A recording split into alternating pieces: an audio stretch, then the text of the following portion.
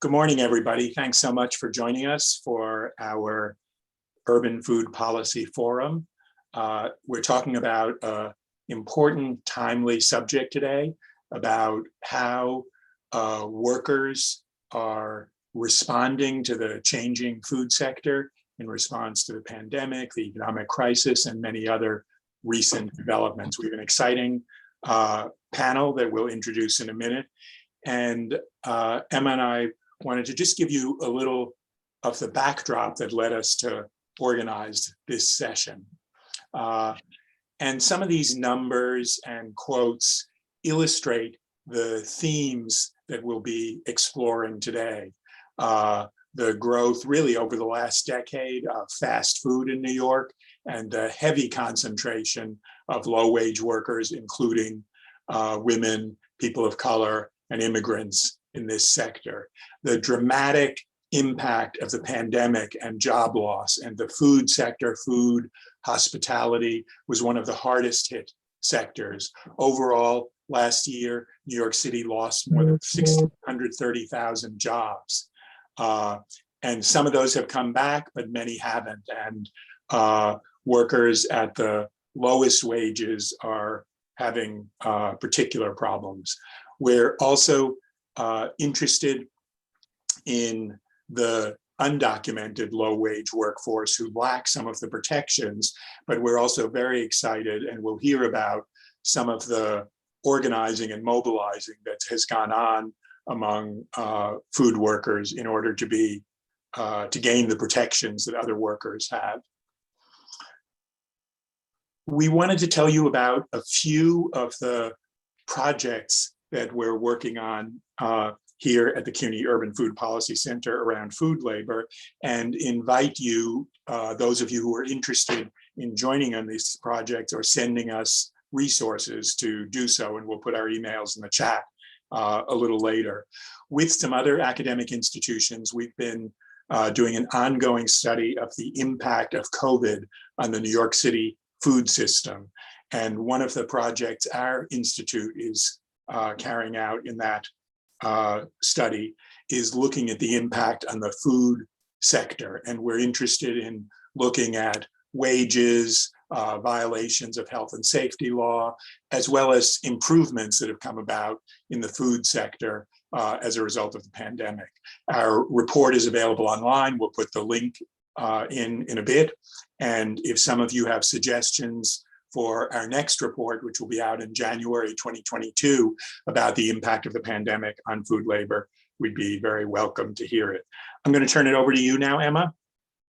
Sure. Good morning, everyone. My name is Emma Vignola. I'm a doctoral fellow with the CUNY Urban Food Policy Institute. So just to continue sort of the introduction to this forum, I'm going to read this quote. I apologize for all of the text on the slide, but this comes from one of the projects that the Institute is in the process of conducting, where we've spoken to both advocates and stakeholders in the food labor space, as well as food workers themselves, about sort of the last year and about what we need going forward, what we need right now and going forward. And I thought that this quote just sort of sets the tone for the kind of overarching question and theme that we hope to talk about in this forum. So it says, what we really need is really long-term power building, right? And so we take the opportunities that we can get. Like, people are paying attention to the essential workers. Let's make them understand that they deserve their rights, and not to forget them. But then we also have to take the opening that we see now because of COVID, but also because of the other uprisings, to say that we know that like a layer of this rebellion is because the way essential workers, many who are Black, are being treated. So we need to make connection to that too, because we need to be able to be consistent and permanent in our challenge to the system and how it's treating workers and how it's treating poor people as a whole. Just to, add just a little bit more to what Nick said about sort of projects that we're working on now, and that we welcome suggestions and collaboration. Another project that we have in the works is working with CUNY students who are food workers. and sort of thinking about CUNY as a hub for organizing. This is a place where students are, spend 2, 3, 4, 5 years. The sort of large number of CUNY students and the large number of food workers in the city lead us to believe that there's probably some overlap between those two populations. There are, college students who are working in the food sector, and sort of, that could be a way to connect food workers to unions, to organizing efforts, to worker centers, to learn more about their rights, to learn more about how to organize with fellow workers. So we're doing a qualitative study where we're speaking to CUNY students, and again, we welcome collaboration on that project. Great, thanks. So let's turn to the panel. And I'll introduce two of our panelists, and we're so excited to have speakers who are both at the front lines of labor organizing in New York and the region, and who are also at the negotiating table. And I think between them, they will be able to represent many points of view. Candace Tolliver is the Vice President and Political Director for SEIU 32BJ, which represents 175,000 property and other types of workers in 11 states and Washington, D.C. And we have lengthier biographies of each of our speakers, and we'll put that listing in the chat. Josh Kellerman joined the Retail, Wholesale, and Department Store Union Workers in 2017 as the Director of Public Policy. And he first connected with the labor movement in 2001. And Emma, do you want to introduce our other two panelists? Sure. So we also have Karina Kaufman-Gutierrez, Deputy Director of the Street Vendor Project. She brings experience in nonprofit management, policy development, restaurants, and community organizing within immigrant communities to the Street Vendor Project. And Ligia Hualpa is the Executive Director of the Workers' Justice Project, which is a community-based workers' rights organization that's fighting for better working conditions for low-wage immigrant workers. And I think the most recent, one of the most recent projects was the Worker Justice Project, has supported Los Deliveristas Unidos, which is a loose network of immigrant gig workers that hopefully we'll hear a little bit more about during the panel. Thanks. So here's the first question, and maybe Candace, you can get started with responding. In these first few questions, we're going to ask all four of you to give short responses to these opening questions.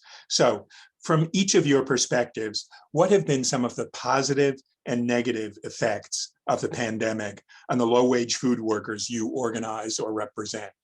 Candace?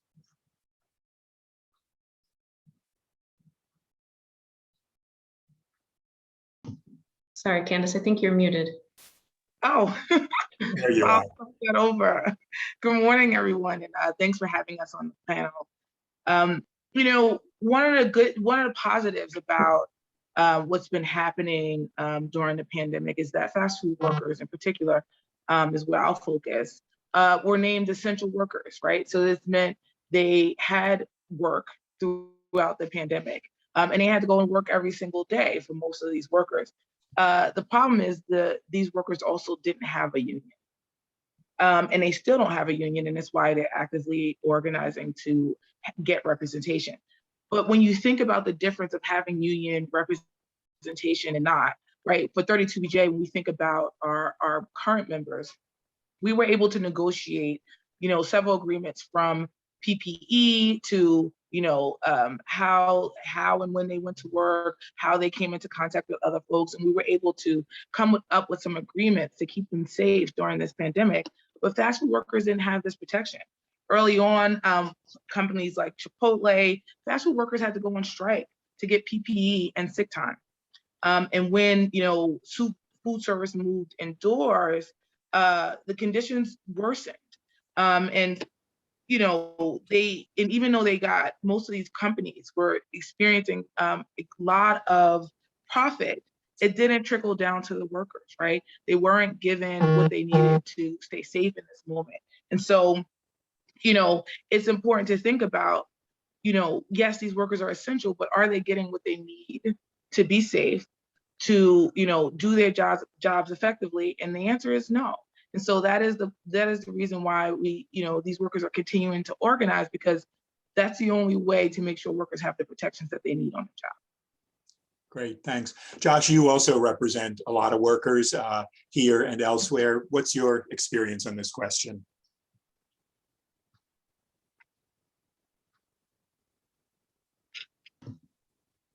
There we go. Thank you. All right. Hi, everybody. Josh Kellerman. Nice to be here with everyone. I'm honored to be here. I just building on what Candace mentioned, food workers are no longer invisible. And I think this presents a big opportunity for them to organize and to build power. Given that they're now considered essential workers. We'll see how long that lasts, but I think we are still in a moment that we can take advantage of.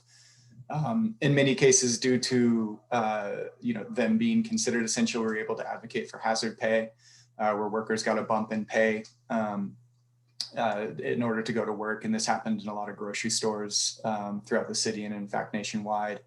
Due to the ongoing labor shortage that's happening right now, we've been able to, in the contracts that are open right now for negotiation, we've been able to increase wages for workers. So there's been some benefits to workers. We've also been able to pass some important bills. At the state level in New York, we passed statewide paid sick leave for workers, which was a huge victory, and that most likely wouldn't have been possible without the COVID pandemic happening. We already had it in New York City, but as we know, sometimes some of the best things don't quite happen at the state level. And then on the negative side, we had dozens of members that have died from COVID-19. Workers have experienced trauma at work due to fear, lack of proper health and safety equipment and training, customer aggression, sometimes related to mask mandates. And we've, even now sort of seen the rise of mass shootings at grocery stores. So it's sort of come to their doorstep. And the last thing I'll mention is that in meatpacking, we represent thousands of workers out in the Midwest and South in the meatpacking industry. During the pandemic, they were forced to go to work because of the concern of meat shortage nationally. If y'all remember that moment with Trump declaring that, these workers had to go to work. And they were shoulder to shoulder. That's how the lines work in meatpacking, with no PPE, no barriers, no protections. And we had dozens of workers die as a result and bring it back into their communities. And so there's both the benefits of COVID and also the deep tragedies. Thanks. Karina, you work in a different sector of the food economy than our two previous speakers. And before you talk about the impact of the pandemic, could you tell our participants just a little bit about the workers that you organize and represent? Absolutely. Thank you, everybody. Glad to be here with such a great group. Thanks for the invitation. So for the Street Vendor Project, right, we work with street vendors, so folks who sell food and merchandise from the streets and sidewalks of New York City. And I would say that's actually one of the positive effects of the pandemic is that people have started to see who street vendors are, right? For so long, there has been this dehumanizing narrative about street vendors as folks who are excluded from the formalized economy, right? But now we're really seeing people understand that street vendors are primarily immigrants, women, military veterans, their parents, their caretakers, and their community leaders, right? Who are keeping our New York City streets safe. I know when I walk home at night, if I see a street vendor who I know, right, that's somebody who I feel safe around. I know somebody's looking out. And I think that especially during the pandemic, when a lot of the streets were empty, there started to be a much stronger understanding of the critical role that street vendors play in our neighborhoods. And vendors themselves, right, were leaders in the response to the pandemic by ensuring that there's fresh, affordable produce in neighborhoods that are food deserts, and by making sure that a lot of information about health and safety that was mostly only being shared in English or only being shared online was actually reaching the communities that they serve, right? And in appropriate languages. So there was really a shift in the understanding of the role of street vendors in New York City. But from the negative perspective as well, it's despite the critical role that they play, that vendors were excluded from disaster relief at every level of government, whether it was due to their immigration status or due to the forced informality of their work. And this lack of recognition was nothing new. prior to the pandemic, street vendors across the nation, right? It's not just New York City, it's LA, it's Chicago, it's DC. Vendors have been faced with a laundry list of issues just for trying to work, right? For trying to provide for their families. They face police harassment and assault. They face an underground market where they have to pay tens of thousands of dollars for permits. And they've been faced with this false narrative that dehumanizes them and calls them illegal businesses. And to the points that Candace and Josh were making, right? There was such an exclusion of protectionary measures for vendors as well, right? They were considered essential workers, but there was no health and safety guidance. We actually had to create that by working with NICOSH, an entire curriculum and understanding of how vendors can adopt to the fact that they are essential workers and have to continue to work. So, I think one of the positive effects is just that people are now starting to connect the dots that workers like street vendors were excluded from relief because they were set up to be excluded, right? They were excluded from protections because they were set up prior to the pandemic. And now we're hoping to be moving forward so that that's no longer the case, right? That we can continue their impact as essential workers. Thanks, Karina. Lihia, like Karina, you work with people in the informal economy, and many of the workers that the Workers' Justice Project represents are also in the gig economy. And I wonder if you could talk a little bit about the effects of the pandemic on that intersection of gig economy and immigrant, and what do you see as some of the positive and negative impacts? Yes. So in New York City, I think we all know by this night, right now, that when indoor dining was shut down in New York City and we were asked to stay at home, somebody had to deliver our food, right? Most of the restaurants were also forced to rely on takeout and delivery apps in order to stay on business. That caused thousands of delivery workers who were working directly for the restaurants to find a new way of survival, relying on the apps as a way of keep on working. Most of the workers who have been doing food delivery happens to be people of color, Black, brown, immigrant, indigenous people who were excluded from economic relief, had no other option but to stay doing this work during the pandemic. And as food delivery apps continuously controlled the market, more than 80,000 delivery workers had been hired and are still working through these online platforms as independent contractors. And one of the things that we have realized when we started organizing this past year is that as independent contractors, delivery workers completely lost every labor protections that they could potentially have had. Most of them had no protections as workers. They were being denied personal protective equipment, access to the most basic things, which is access to bathroom, minimum pay. If they got injured, there was no real way to cover their cost. And on top of that, they had to cover all their operating cost. And the city now recognizing that these are the people who were keeping New Yorkers fed and not recognizing them as essential workers was important. And I think one of the biggest wins of this past year for delivery workers is that they had had enough, right? Most of them were forced to organize as a way of survival. And they ended up organizing in networks throughout New York City, and they're coming together as Los Deliveristas Unidos, or Delivery Workers United, which is a collective of different networks of food delivery workers who wants to have better working conditions, who want to dignify their work.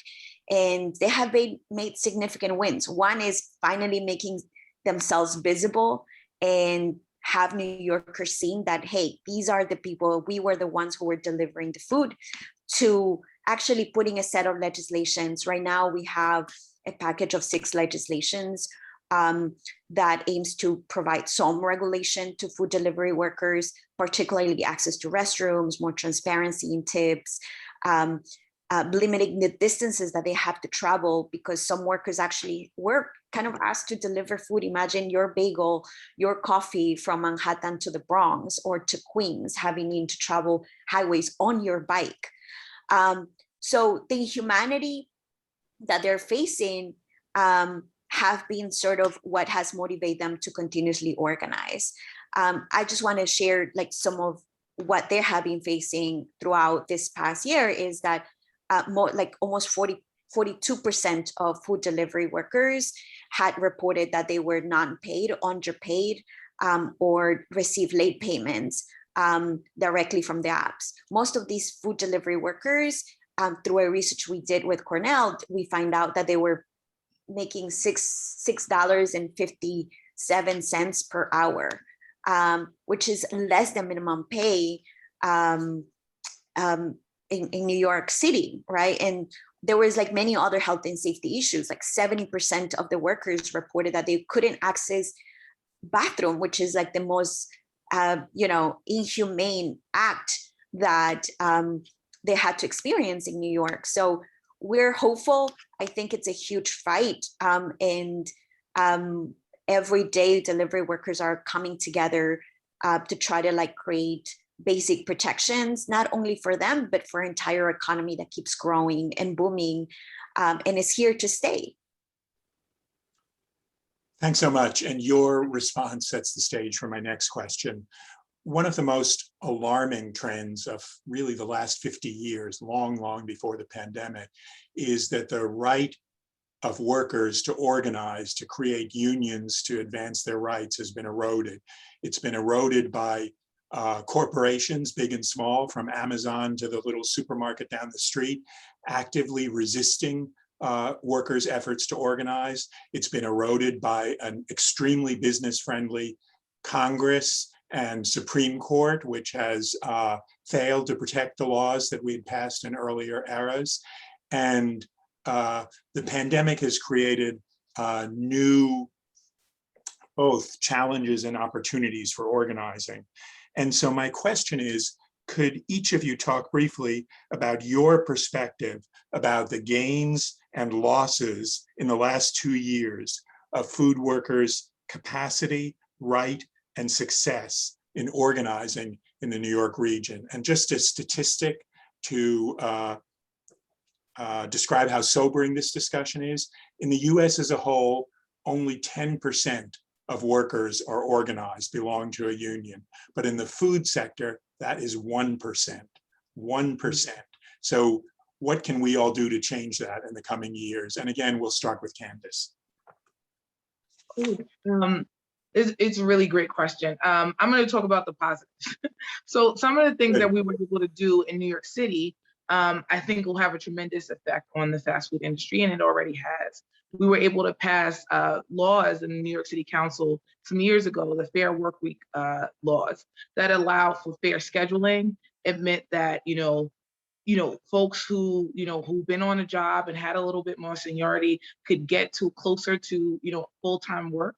And employers couldn't, lower folks' hours without giving them proper notice.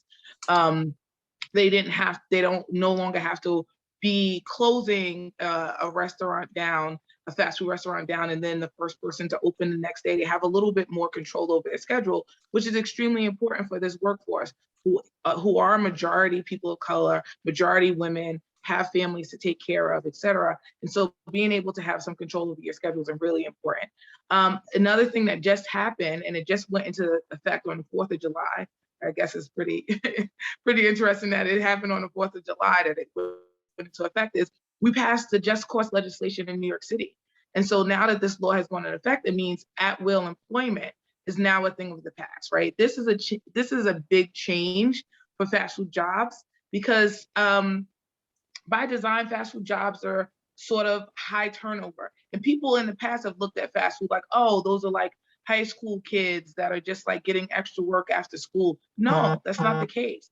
The majority of these folks are family, they have families to take care of. They're, grown folks who are trying to work and make a living. And now we can turn these jobs into secure jobs with dignity and stable hours.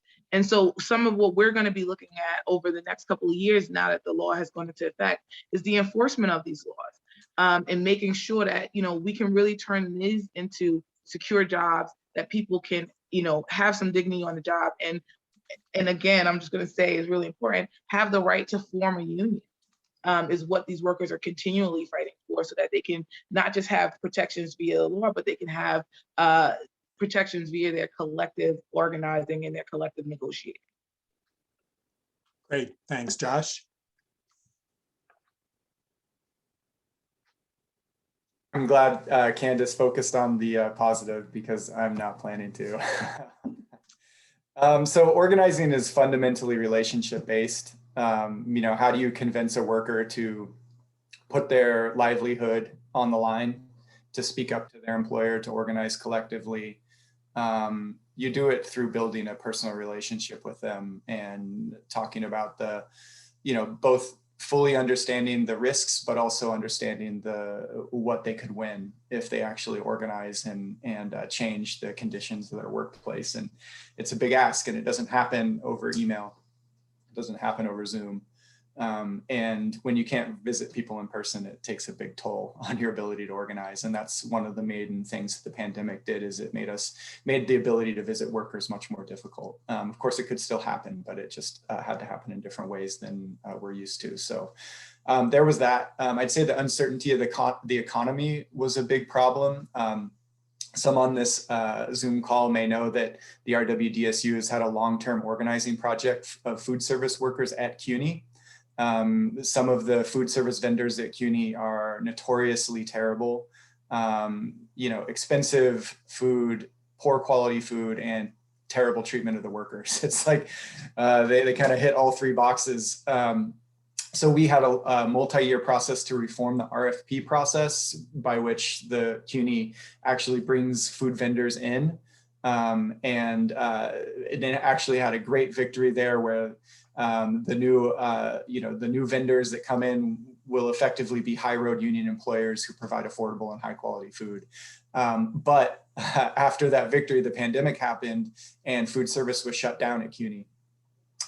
Basically for the last year and a half. It's kind of back up and running, and some places have been happening a little bit, but ultimately they are now sort of going back on they had given the contract to someone. They're now saying that that's probably not going to happen. It's unclear what food service will look like going forward. So we're sort of back to square one in this multi-year process. So that's been very challenging for us. And what we thought was basically a victory for workers at CUNY is unclear now. And then the final thing I'll mention is the rise of e-commerce during the pandemic. There was sort of a steady trend of e-commerce eating into brick and mortar stores. But sort of that process moved very rapidly during the pandemic, where people were shopping online, as Ligia mentioned, because of fear of going into businesses. And so in the short term, you're going to see more, less workers in brick and mortar stores and more workers in distribution centers, packaging and delivering those goods to your door. And the impact is felt in many different ways. There's loss of workers downtown. These workers eat in local restaurants, they shop locally, they created the vibrancy that we know of our downtowns. And those workers now are getting in cars and traveling to isolated distribution centers. And then, of course, once they're in a distribution center, we know that Amazon and other companies like them really break workers down. The most recent study showed there's 150% turnover in an Amazon warehouse annually, which means that each year you have more than 100% of the workforce leaving and coming in, and new workers coming in, because it's impossible to survive in an Amazon warehouse in the long term. And so that impacts our ability to organize. Workers are more isolated, they're more controlled by their employer, and there's higher turnover. And all of those things create a situation where it's very difficult to successfully organize. So that's my negative take on the pandemic. Great, thanks, Josh. And thanks for the update on the CUNY workforce. There are active both student and faculty groups supporting the workers. Many of the workers are themselves students who report the wage theft and the challenging conditions, and please let us know if we can be helpful in any way as this moves forward and CUNY reopens in the fall. Karina. Thank you. Yeah, I think, you know, within the last 2 years, one of the major gains for street vendors has really been this understanding of the impossible situation that they're placed in. Since the 1970s and 80s, there has been a cap on the number of permits and licenses available to street vendors that would formalize their businesses, right? Everyone wants one, but due to this cap that was really pushed in an arbitrary way, or there's an arbitrary number pushed by really the real estate industry back in the 70s and 80s, it has made it so that tens of thousands of people are forced to work without those essential protections. So we estimate that there's 20,000 street vendors in New York City, and there's only 853 licenses for general vendors, so people who sell merchandise, and only 2,900 permits for mobile food vendors. So that's a little over 3,000, right? And then you hear the number 20,000. That's a huge, huge sector of the workforce that is constantly at risk. And you know, one thing that workers have pushed for are those protections, that essential business licensing that they need. This past year, thanks to a lot of the folks on this call or on this panel, we were able to win a protection through the passage of Intro 1116 at the City Council, which will gradually increase the number of permits available to street vendors. And it will also create an advisory board to study the entire industry and create policy recommendations and gradually phase out this harmful underground market. And I think, you know, on the flip side, we have the folks who pushed for the cap to be in place, right, have not gone anywhere. In fact, they've only gotten stronger in a very business-friendly political environment within New York City. And so this, one of the continuous frustrations and challenges for the street vending policy and advocacy is that often it's the corporate restaurant industry and property owners who are running the business improvement districts all across the city, right, who are pushing against street vendors. And they're also pushing against the workers within their own industries, right?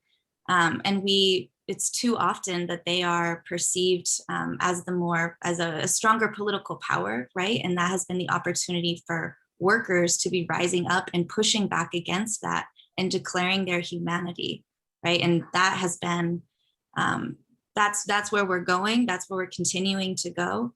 But it is, you know, the first thing we saw when the city was reopening this past month, right, is that business improvement districts are dehumanizing street vendors and calling on the mayor to bring the NYPD back into street vending, one of the major protections we had won this year. And so reopening New York City should not mean that those who were the most marginalized and excluded during the pandemic are now being forced once again back into this shadow economy. Thanks so much. Lihia, your thoughts? Yeah, so food delivery workers are sort of the new emerging workforce that started organizing during the pandemic. And the reason I think workers are organizing together, it's because food delivery work has become their only way, not only to survive the pandemic, but has still kept them working when we're still facing a massive unemployment crisis. And the reality in New York is that food delivery work is probably like only in the fastest growing industry in the city. More and more Black and brown people and immigrants are relying on app-based food delivery work as a way to survive. Some of the, I think the negative effects that we have seen is that food delivery apps, it's expanding their business model, right? They're not just delivering your food from your restaurant, they're expanding now to deliver groceries, medicine, alcohol. They're massively expanding, right? It has become, they really have a vision of taking control of the market. And they are seeing that New York, it's very unique because it's a profitable business, it's affordable, anybody can do it on a bike, and it's really cost effective. And the negative impact is that these companies are really disrupting an entire economy that takes away all the protections that the people who are delivering you food could have, because they're no longer treated as workers, but as independent contractors. And that transformational change demands the real need to do organizing. And workers in itself are realizing that as they relied on these jobs to survive an employment crisis and as a way of survive a pandemic, they have no other choice to organize. Right now they're having a huge fight to try to win some protections, which is, as I mentioned, being able to do some regulation on the apps, set up a minimum pay, being able to get access to restrooms. But one of the key aspects of their fight is also to win representation, right? And that's something we are exploring, what representation looks like for workers in a gig economy where they still lack basic protections. And we win it fast, we win it quick, something that they can win it now because the delivery workers are in a survival mode. It's life or death whenever they're delivering your food on the streets, right? It's a life or death. It's whether they can bring food or not to the table of their families. So right now we're having, one important fight at City Council, but we're also fighting what these apps are trying to do, which is redefine the working conditions and whether these are real workers and have protections, right? So delivery workers, as Los Deliveristas Unidos, are, the way I see it, they're fighting for all workers, right? And trying to protect and redefine what kind of protections they have in a new economy that is growing and taking control of the economy and reshaping how the economy looks like for all working class people. Thank you so much. I think actually that's a really good segue to the next question, Ligia. And so we've heard a little bit about some of the legislation, the wins in recent, the past year, and some of the pieces that folks are advocating for now. So we'd love to hear from all of you on, what are the sort of top legislative priorities regarding food workers for the next year at either the city, state, or federal levels. We can start with Candace again, if that's all right. Sure. For 32BJ, I think we are, supportive of a lot of legislation. We've been, supportive of, what Ligia was just talking about, the legislation they have before the council. But for fast food workers in particular, now that we have some good laws in the books, we just want to make sure that they're enforced properly. One of the things that we've seen with Chipotle workers who are organizing is that, violations from the Fair Workweek law are real. Chipotle was asked to pay workers $150 million because of all of the violations that they've done to these laws that were on the books, right? And so continuing to enforce the laws and look at how companies are complying with these laws that were passed is going to be really important. And we want to make sure that the city continues to do this work. And in some cases, they may need more resources to do the work. But that's one of the important things that are happening now when we want to continue to watch that. Thank you. It's a really good point about enforcement. Josh, how about you? Well, I'll mention one thing that has already passed, but that I think is relevant, hasn't been talked about, which is the New York HERO Act. It's an act that creates a permanent airborne infectious disease standard in New York, and also allows workers to form health and safety committees without fear of retaliation from their employer. And there's obviously a lot to discuss underneath that, which I won't right now, but that was a priority of ours during the pandemic, and we think it will have lasting implications for workers. More specific to food, I think it's very important to create more transparency and accountability in New York City's food procurement. So the city government procures billions of dollars worth of food each year for its various agencies. This is for jails, hospitals, homeless shelters, and more. And yet it's nearly impossible to determine where that food comes from. The supply chain is opaque. And so, for example, early in the pandemic, when so many poultry processing workers were dying from COVID, and we were trying to figure out, is there a link between the chicken that's served in New York City schools and, you know, the processing facilities where workers are dying? We were unable to determine that link. And so creating transparency would allow us to actually, you know, name and shame and use that the city's you know, spending dollars to try and create better values throughout the supply chain. And so that's something that we've been working on actually in the long term with a group here in New York City called the Good Food Purchasing Program. And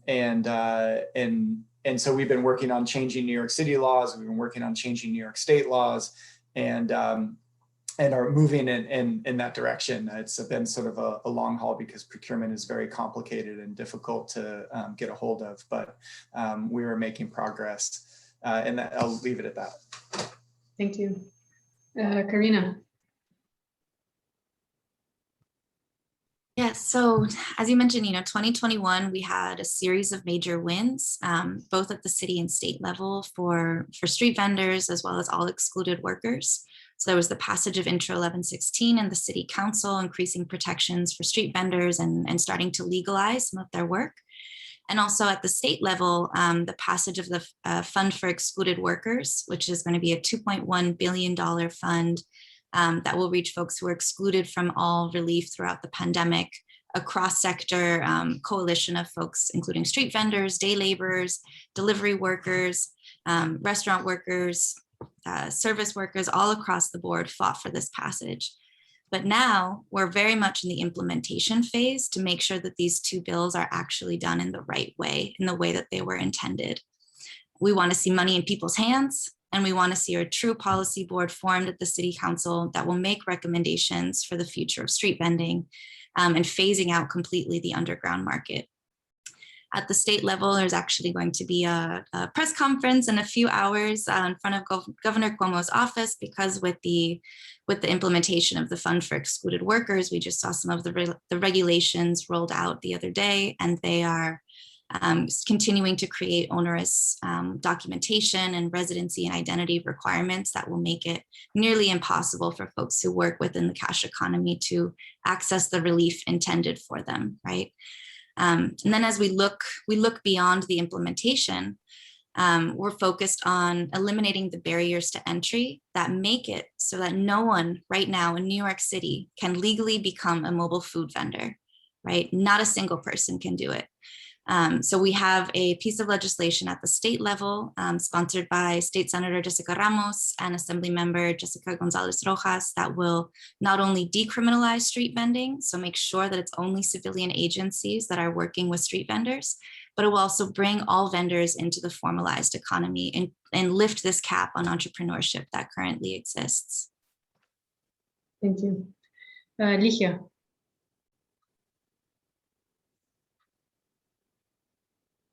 Yeah, as I mentioned, I think for food delivery workers are actually fighting for a package of 6 legislations that will bring essential protections in, which actually will be voted in August 26th.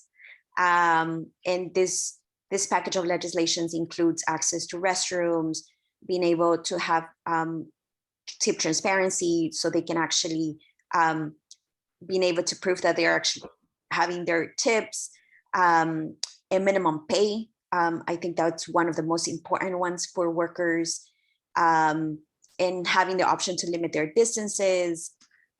These are essential protections that aims to put some regulations while workers still expand and organize as they continuously figured out ways to win representation and more protections throughout New York City.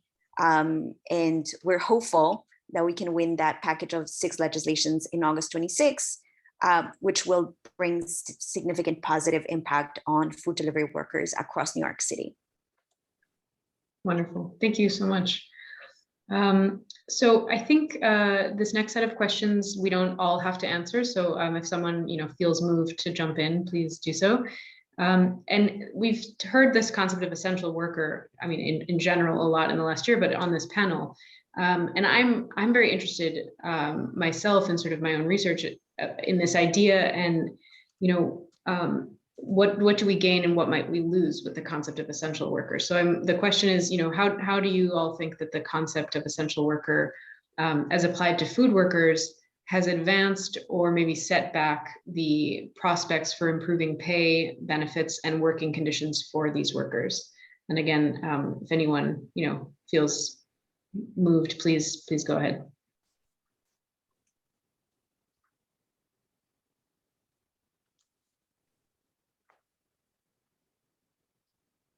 Go ahead, Josh. Yeah, thanks.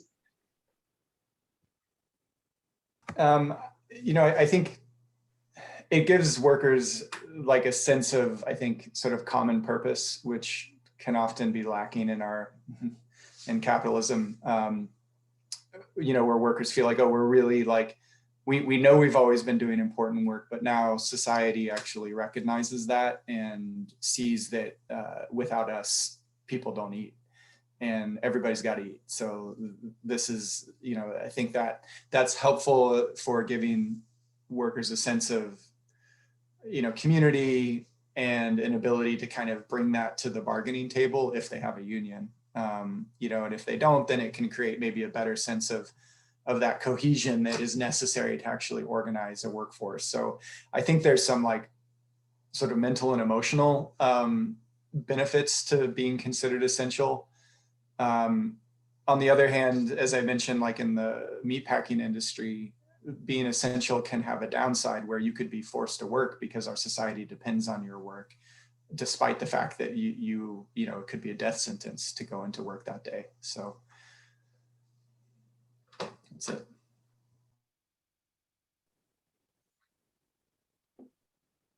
Thank you. Those are really great points. Does anyone want to add to what Josh said? I think, it definitely, the concept of, especially of street vendors who have been excluded for so long and treated as, have been dehumanized for so long for their labor, to now be considered essential workers by the governor, right? It was a declaration. You are an essential worker. You are allowed to continue working, right? That was validating their labor in a way that they have not felt or physically had previously. And I think now it is a leverage tool to say, okay, you saw me as an essential worker, you treated me as one throughout the pandemic. Now I actually need the rights and protections in order to be able to continue to do this work you consider essential. You cannot throw NYPD on essential workers. You cannot fine essential workers upwards of $2,000 just for doing work, right? Which you had considered essential. So it is a very powerful 2 words to apply to many industries, and that, we're not going to let that go, that recognition.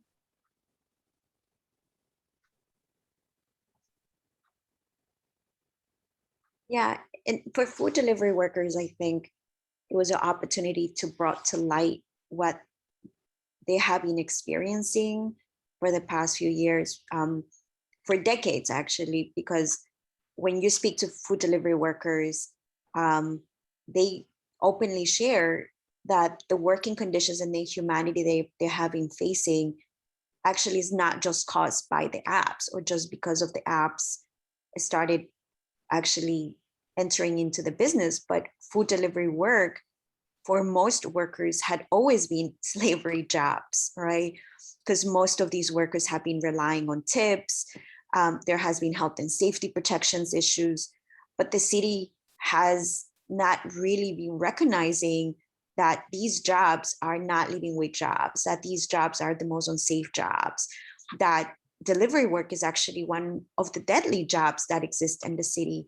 And the recognition of essential workers for most delivery workers give a window of opportunity to say, well, we are essential, but your essential workers are experiencing these issues. And it's not just because of the pandemic. It's because the entire economy has been denying us basic protections. Still before the pandemic, delivery workers were mostly relying on tips as a way of survival without actually being paid a minimum wage. Workers were dying on the streets while delivering the food before the pandemic.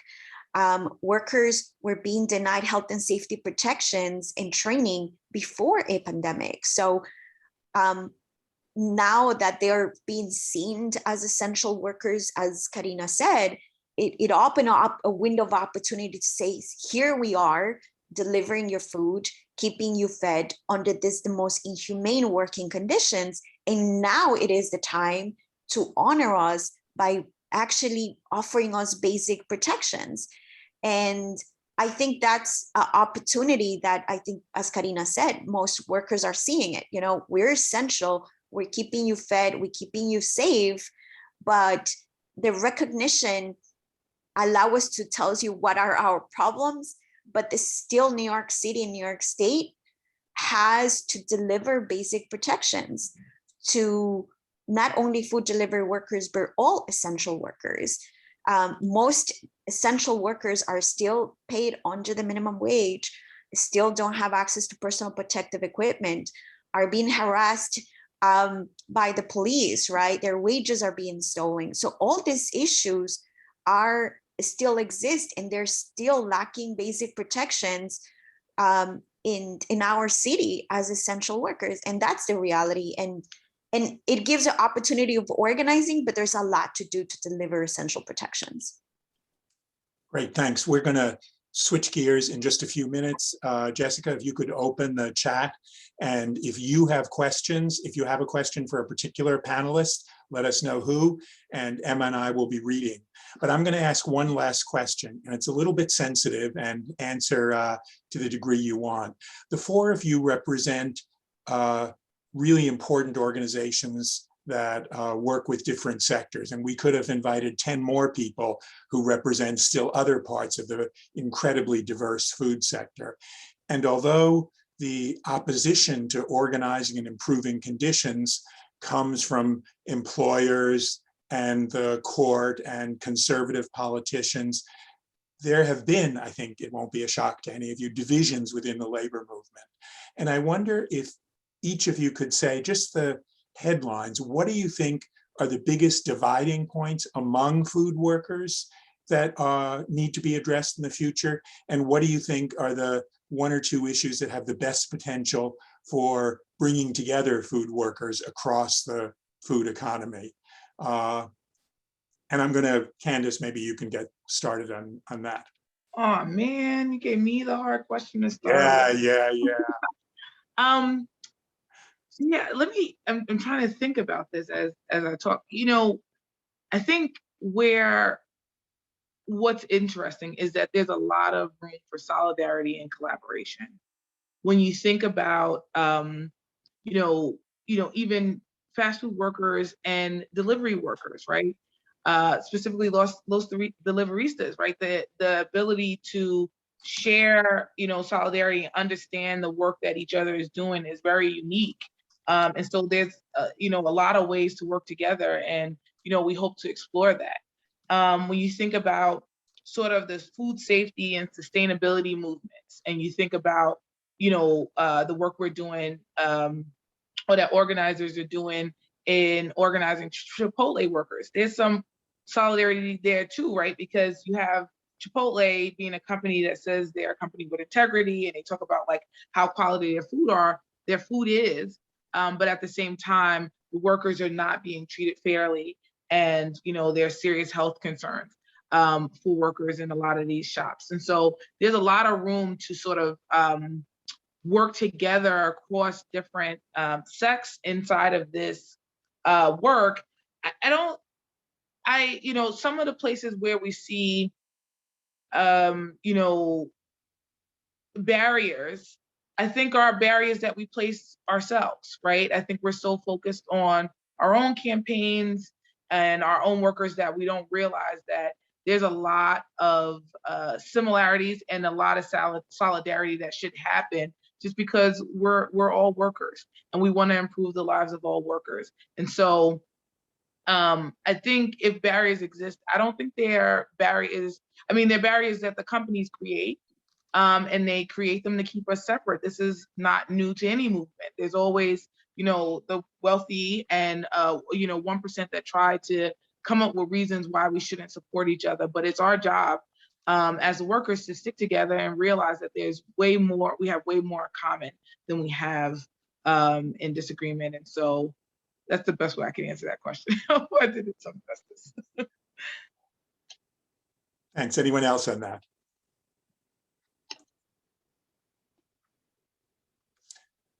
I wonder, Karina or Leah, if you've had problems representing undocumented workers or workers in the gig economy finding common ground with more mainstream, larger national unions. I mean, there is a complexity, I think, in the gig work overall, right? Because in New York, for instance, most of the workers who are doing this work are immigrant, indigenous people, working families, right? Who, you know, are not doing this work just as a part-time, as most of these apps are selling to the public, right? That gig work, it's a part-time job that students do as a way just to make additional income. In New York, particularly, I think what we have seen is that most of the workers, if not 90% of the workers, are not only people of color, but this is their full-time jobs. And that divide, I mean, that kind of can create not only a divide about who are the people who are delivering your food, but I think it also, the biggest challenges of how you bring workers together, not only in New York City, but across the state, because the reality of New Yorkers who are doing food delivery work is very different than workers in LA, right? Or in other cities where workers who may be doing this work, it's as a part-time job or as additional gig job, right? And that creates a challenge about how we bring all gig workers to win basic protections, not only at the city local level, but I think at the national level, because these companies are massively expanding, not only in New York, but they're expanding it throughout the country. And that requires a level of solidarity, right? We're actually in New York, we're excited to not only be organizing workers who are, you know, who are eager to make changes in their industry. And these workers happens to be full-time workers, not just gig workers. They happen to be full-time workers in the gig economy, trying to make some changes in their industry and build solidarity across the labor union, right? We're super excited to you know, get the support of 32BJ, TWU, and other unions who are realizing that this is the future of the economy, right? And these are the workers who we need to continuously support, organize, and make sure they can win representation, because they are the future of our economy.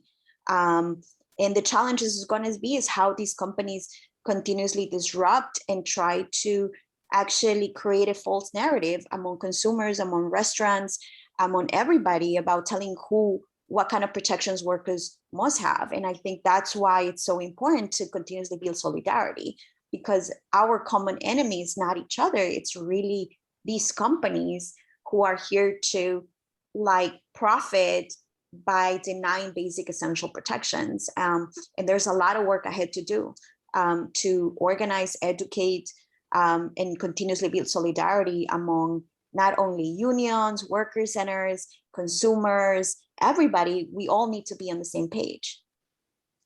Great, thanks. Josh, did you have some thoughts on this? And then we'll open it up to the participants. Yeah, I think that one of the greatest obstacles is the National Labor Relations Act, and the way that it's structured, and it creates sort of scarcity, which I think then leads to unions and others fighting for the scraps, because those scraps are often sort of the parts that are organizable, and the rest is maybe there's not as much of a theory to win. So that said, where there are opportunities, I think Amazon is a great opportunity. I don't think anyone necessarily has a theory to win alone on this, given this size, scale, and control that Amazon has. It needs to be a coordinated effort. So some of those efforts are underway. There's some national tables, there's some local tables, there's collaboration across unions that often doesn't happen, but is happening because this reorganization is happening in our economy, and we need to figure it out. I also think that the gig economy, as Ligia mentioned, creates a great opportunity. What's interesting about the gig economy is that there's very good reasons to make gig economy workers employees, because then they get the basic protections of the labor law. So rather than independent contractors making them employees. At the same time, once you do that, then they're under the NLRA, which makes it largely impossible to organize workers. So to bring those workers into a traditional union under the traditional structure of the NLRA, there's not a great theory out there to actually do that properly. So and so to me, that just creates greater opportunity for that collaboration, because without it, it's very difficult to deal with thousands of independent contractors that don't have a centralized location to work. And I think Ligia's organization is providing some of the only examples around the country of how you can do it right, how you can connect and build power. And so we need to follow their lead. Wonderful, thank you. So I think I see one question here from the participants. I think Cecilia McCall. So the question is, CUNY was looking for a single food vendor for all of the campuses, but the process has stalled because of COVID. With a single vendor across all campuses, would it be easier to organize and perhaps make demands for sustainability? So I guess maybe that's for Josh. Yeah, single vendor would make it much easier. An important part of what the RFP did is it created what's called a labor peace requirement, where the employer is essentially required to be neutral to a unionization effort. And that then sort of balances the tables, because the NLRA creates so many opportunities for employers to undermine a unionization effort. When you have labor peace, the employer is required to be neutral, which means just respect your employees' rights to the freedom of association. And so that with a single vendor plus with a labor peace requirement, it's almost certain that these jobs would be unionized. That means that across the campus, the food service workers would have access to, benefits, health benefits. They'd have access to leave policy, vacation, and sick leave. They'd have access to, their jobs wouldn't be at will. There's all sorts of reasons that would bring significant benefits to the workers' lives. And there are also important structural changes to the way that food would be provided and the quality of food and the sort of the accountability and oversight of that. So there'd be benefits across the board. Yes, it's stalled.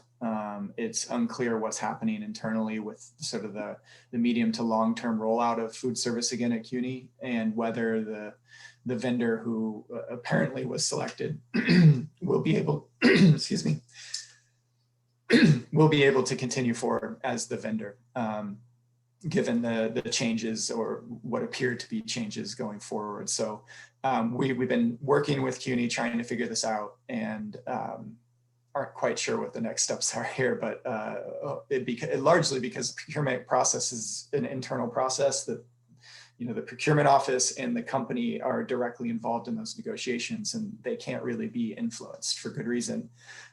So you kind of have to stay at arm's length from it. So we're hoping things work out. We are not confident that they will. If they don't, then there will be a call to action and we'll move forward. Just to add a few thoughts on that, because it's an issue we've been working on for a few years now. I think there are many opportunities to rethink food services. It's mostly been used as a revenue stream for campuses, understandable in a time of austerity and budget cuts to the university. But a much more forward-thinking way to think about it would be as a support for students to get access to healthy, affordable food that would allow them to avoid food insecurity and do well in school, and also as a workforce training opportunity, both for our own students and for others, to connect the workers in food services to CUNY academic programs in food services and hospitality, and also for students who are working to allow them both to work and stay in school and do well in school. And we're hoping that especially activism from students and faculty and staff, together with the important work that unions are doing, can help persuade the leadership of CUNY to rethink this issue and to come up with a solution that isn't focused mainly on the narrow bottom line, but on the larger social bottom line. And there's a question also sort of about how we can get involved in conversations around the RFP and the search for a new CUNY food vendor. I'm not sure if that's from faculty, staff, or student at CUNY, but maybe we can connect folks if they want to be involved going forward in that effort. There's another question here from Maureen, I believe, which is this. They say there are over 80 slaughterhouses in New York City, most of them in lower income areas. Many of the workers have not received proper training or PPE before or even during COVID-19. They're exposed daily to sickly animals, poor ventilation, standing water. Many of their rights are violated, not to mention the psychological toll from the nature of their work. So the question is, are there any existing services to help these workers find employment elsewhere, or I guess help them in general, I would add, regardless of their immigration status?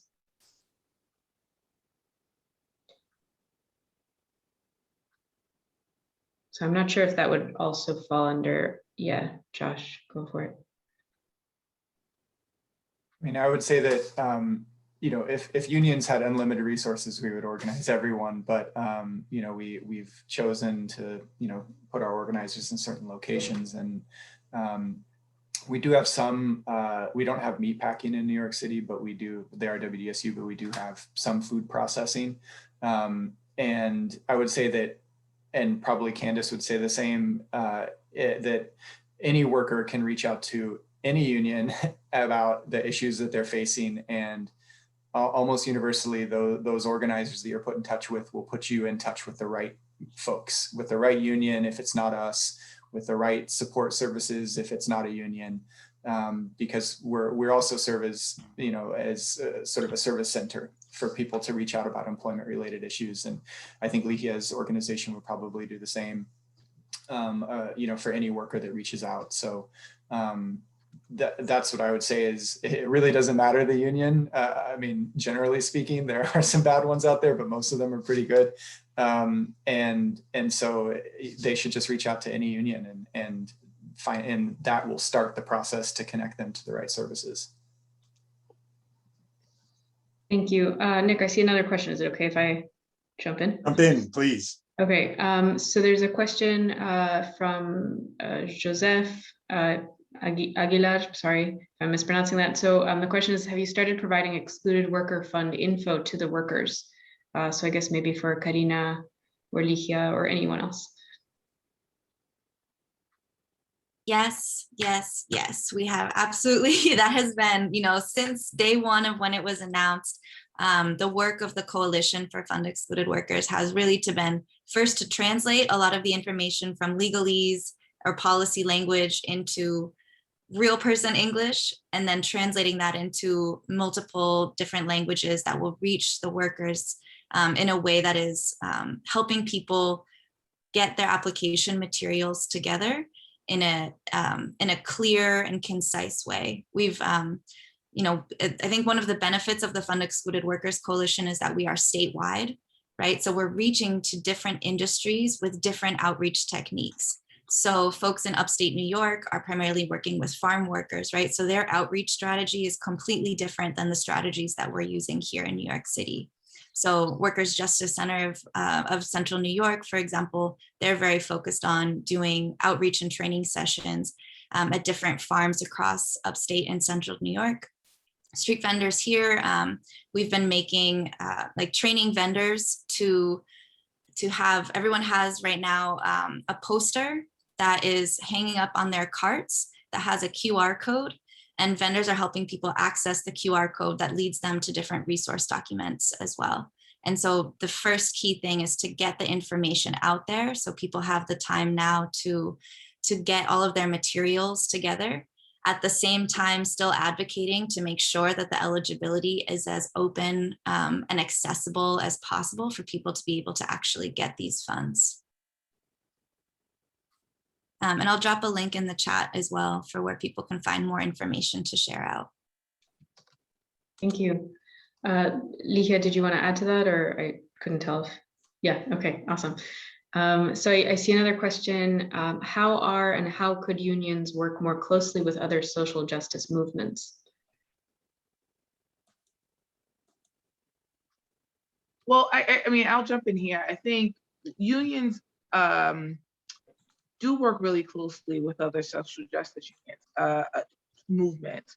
For example, I actually came to sort of the union world from the social justice movement. I worked for a long time in reproductive justice, and then on at the New York Civil Liberties Union doing mainly police reform work. And that's how I was introduced to 32BJ, because, you know, when we were, you know, planning marches and rallies around police reform and, you know, abusive police practices, you know, SEIU, 1199 and 32BJ were two of the major unions leading the effort around those issues in New York City. And I was like, oh, wow. So they don't just work on worker issues. They work on all of these other issues that I care about. Maybe, you know, this is a place that I can also see myself working in. Ta-da, now I'm here. So we actually do work on a lot of other issues.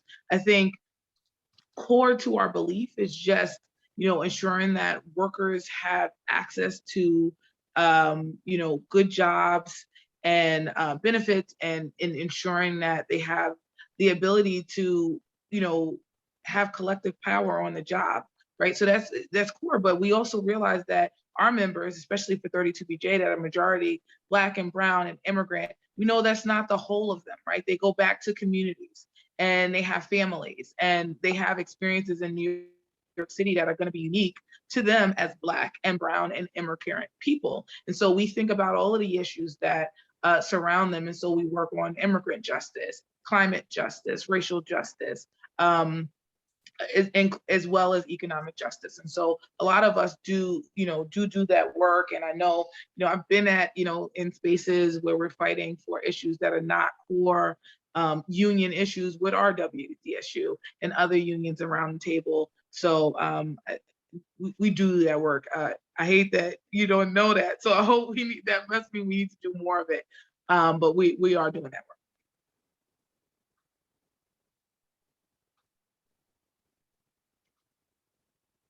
Thank you. So Nick, is there another question from participants? I think we have time for maybe one more before we wrap up.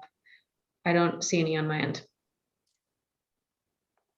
Sure. Any last questions before we will then ask each panelist to take about a minute to outline their vision of the role of the food labor force in creating a just, healthy, safe, sustainable food system in New York. A small closing question for you to get us started on, but we'll wait just a little bit in case any of you have any urgent questions. Please put them in the chat. And actually, now that I say that, I did see there was one question, I think from Jan Popendick, about sort of understanding if we could hear a little bit more about the defects of the NLRA, National Labor Relations Act, and how might it be rewritten if we could do that. So I think Josh and anyone else who wants to jump in.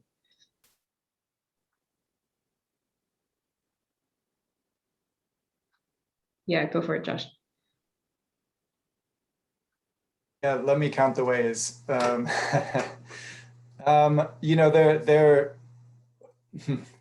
unions have to have 2 elections one election is to vote the union in, and the other election is to vote the contract in. So that process takes usually around 2 years, given the employer's ability to stall, litigate.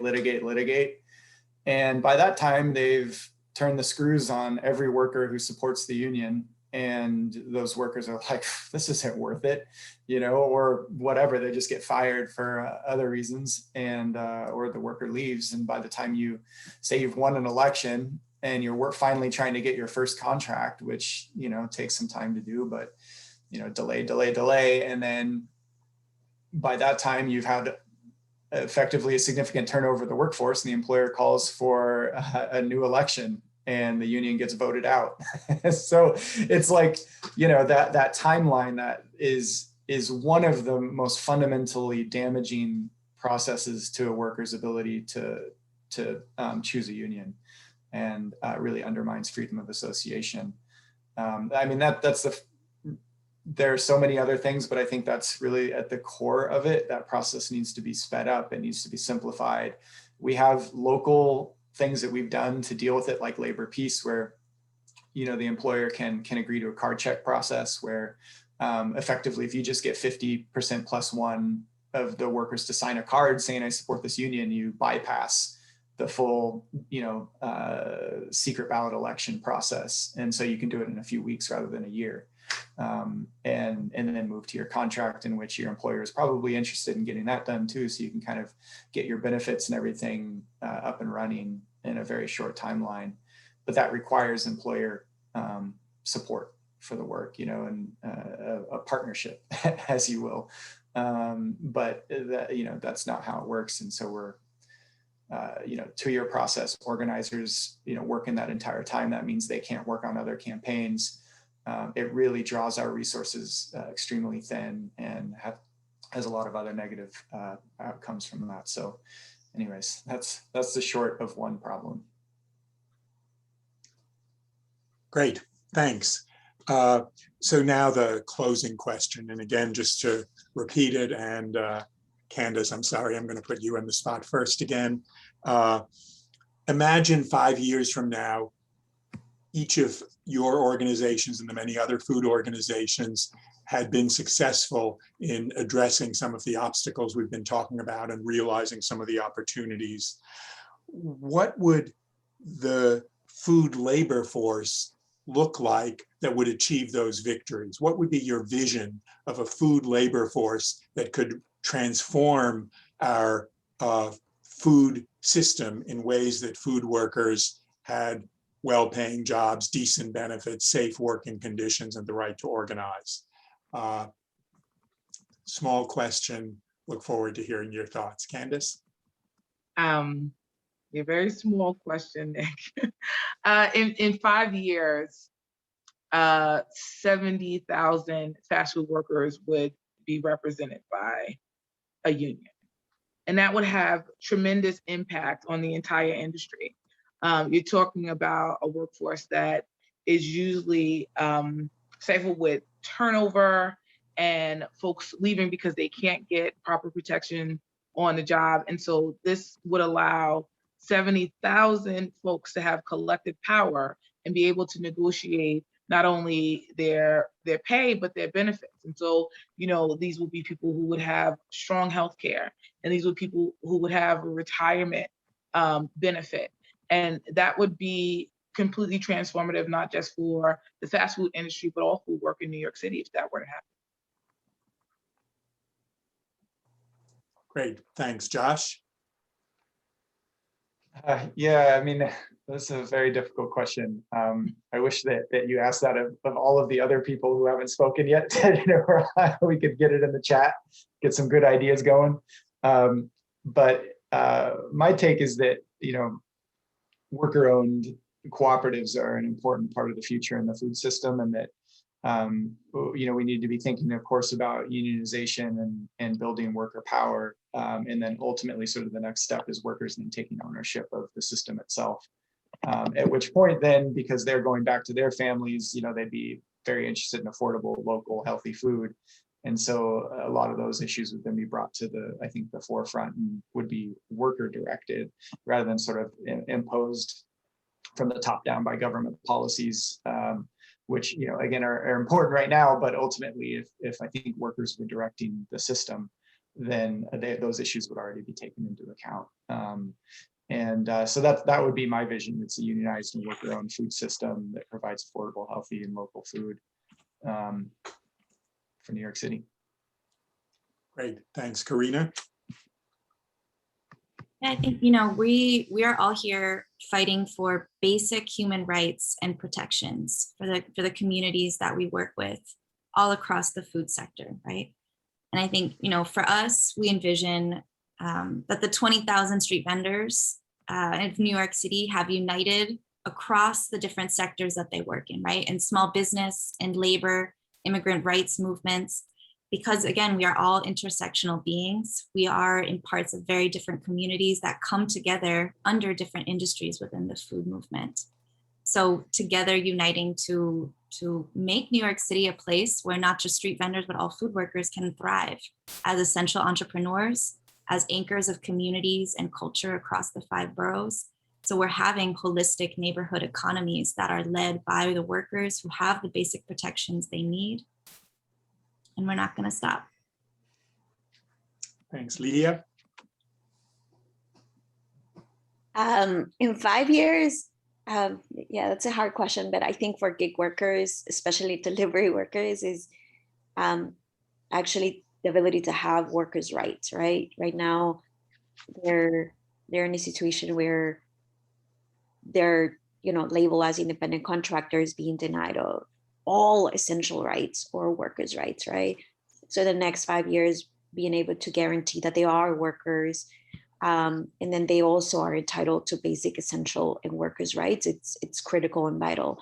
And I know specifically for delivery workers in New York, it's about also being able to have representation, a real democratic representation, in a way that allows them to have more power when it comes to working with these multi-billion-dollar tech companies who have full control of their livelihood in the streets. Great, thanks. What a wonderful vision. And we really invite all of you to join our 4 panelists in turning that vision into reality in the years to come. I wanted to thank our 4 panelists. Thank you so much for coming and for sharing your insights. I wanted to also thank Zoe Siegel and Jessica Walsh, who provided the support for this event. Thanks so much for making it happen. And of course, to all of you for joining us. We will post the video of this session on our website within a few days, and we encourage you to send the link to your colleagues who you think might be interested in it. And we look forward to seeing you at our next event in September. Thank you all, and have a wonderful rest of the day. Thanks, Emma. Thanks, everyone. Take care.